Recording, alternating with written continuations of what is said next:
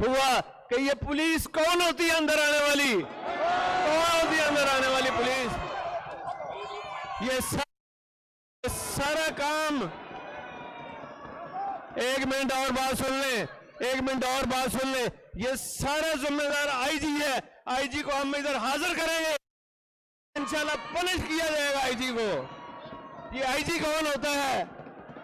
ये चमचा बना हुआ है, ये ईवान का तकद्दुस जो खराब हुआ है, इसकी जरूरत नहीं है आईजी की। इंशाल्लाह यही बुला के उसको 1 महीने की सजा दी जाएगी इसी कटोरे में। ये सारा कसूर आईजी का है और उसके सीसीपीओ का कसूर है कि पुलिस पहली दफा जब से पाकिस्तान बना है, जब से असेंबलियां बनी है, कभी पुलिस नहीं आई। ये इनको क्रेडिट जाता है, ये इन लोटों को क्रेडिट जाता है जो नूर लेके फिर रही है। पंजाब पुलिस के खिलाफ नारे लो।